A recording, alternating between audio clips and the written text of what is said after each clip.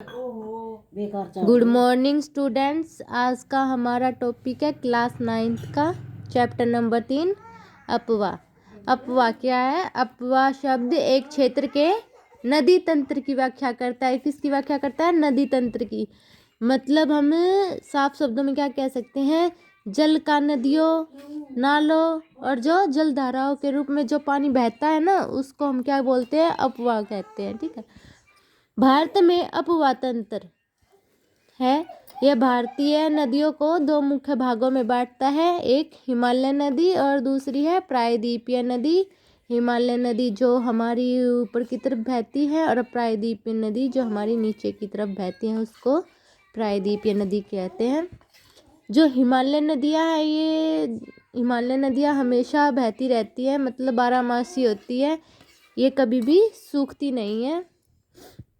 इनमें वर्ष भर पानी रहता है, हमेशा पानी भरा रहता है, क्योंकि क्या है, इनमें सिर्फ बारिश का पानी नहीं आता है। जो ऊपर ऊंचे पर्वत है उनसे पिघलने वाली जो बर्फ़ से भी पानी मिलता है वो इन नदियों में भरा रहता है। तो ये कभी भी सूखती नहीं है, हमेशा पानी भरा रहता है बारिश का, बर्फ़ का पिघल कर।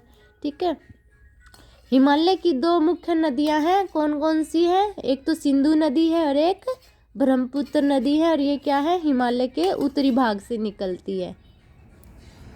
इन नदियों में पर्वतों को काटकर गार्जों का निर्माण किया है। जो ये नदियां हैं ये पर्वतों को काटती हुई जाती हैं, ऐसे काटती हुई जाएंगी और तेज भाव के साथ जाती है, तो ये पर्वतों को काटती हुई जाती है। तो इनको क्या बोलते हैं? गार्ज बोलते हैं। किसका निर्माण करती है? गार्जों का निर्माण करती है। ये नदियाँ अपने साथ भारी मात्रा में बालू बहा कर लाती है।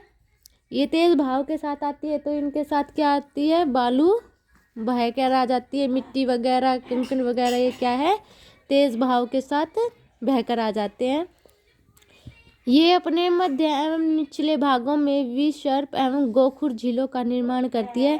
जो इसका मध्य भाग और सबसे निचला भाग है उसमें एक इसका निर्माण करती है विसर्प और गोखुर। जैसे पानी का भाव सबसे ऊपर तेज होता है, फिर ये नीचे आते आते मध्य भाग में थोड़ा कम हो जाता है, तो ये इस तरह की शेप बना देती है। तो उसे हम क्या कहते हैं? विसर्प।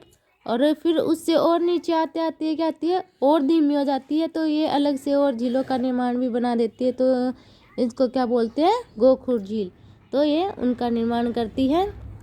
और फिर सबसे लास्ट में जाकर ये क्या करती है? डेल्टाओं का निर्माण करती है। जैसे ये नदी बिल्कुल नीचे आ गई तो फिर ये क्या होती है? कई भागों में ऐसे बट जाती है, तो ये क्या करती है? डेल्टाओं का निर्माण करती है। ठीक है। आगे हमारा है प्रायद्वीपीय नदियाँ। ये नदियाँ मौसमी होती है, मतलब जब बारिश का पानी आता है तभी ये नदियाँ भरती हैं, वरना ये सूखी सूखी रहती हैं। इनका जो भाव है वो बारिश पर ही निर्भर रहता है। कोई पर्वतों से बर्फ पिघल कर नहीं रहती है। ठीक है। हिमालय नदियों की तुलना में इनकी लंबाई कम है। जो हिमालय की नदियाँ हैं वे बहुत ज़्यादा लंबी होती है, जो प्रायद्वीपीय नदियाँ हैं वे इसकी तुलना में छोटी होती हैं। और ये नदियाँ हैं ये पश्चिम की तरफ बहती है। ठीक है। हिमालय नदी में सिंधु नदी थी, तो उसके बारे में देखते हैं। यह क्या है? सिंधु नदी यह मानसरोवर झील है, तो उसके पास से निकलती है। और ये मानसरोवर झील कहाँ पर है?